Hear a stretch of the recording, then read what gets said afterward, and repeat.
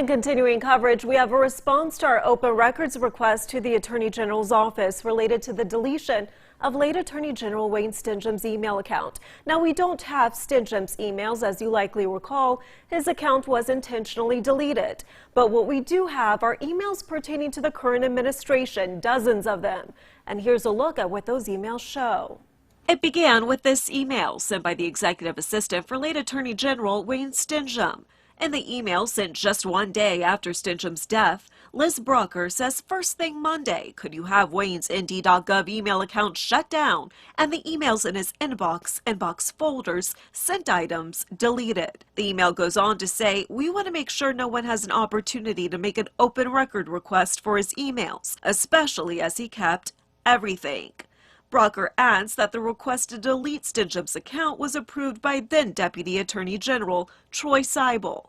A message left for Seibel went unreturned, but news outlet Inforum reported him as saying he doesn't recall any conversation regarding Stinjum's email account following Stinjum's death. Then after the announcement that North Dakota Attorney General Drew Wrigley would be replacing Seibel with his own Deputy Attorney General, Brocker directed the Attorney General IT Department to delete Seibel's email account.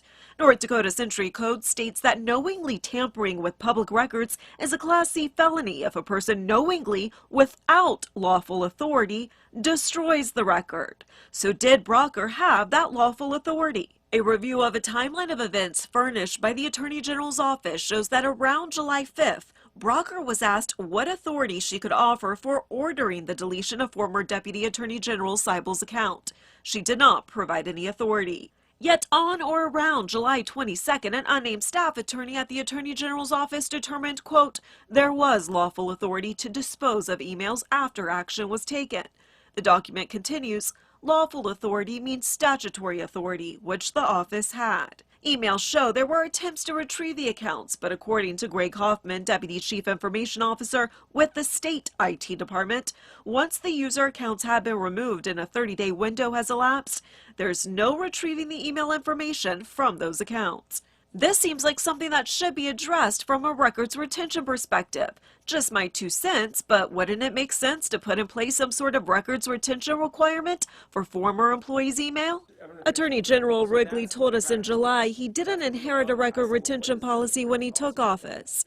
We're going to have a written policy, but we're creating it right now because I didn't inherit one and we're putting one in place. But a review of the state IT department's website shows there is a record retention schedule for state agencies. The retention of electronic communications is determined based on content.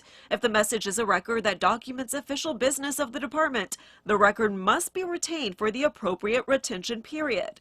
For instance, state agency correspondence should be retained according to the retention schedule for 2 years, at which point it shouldn't be disposed of at all, but instead should go to the state archivist.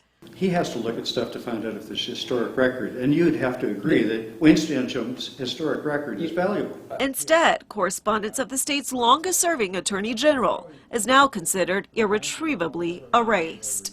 We left a message for Brocker at a number listed for her, but did not hear back. There is a Government Administration Committee meeting scheduled for Wednesday. There are plans to discuss the lease cost overrun that led to the discovery of the deleted emails at that meeting.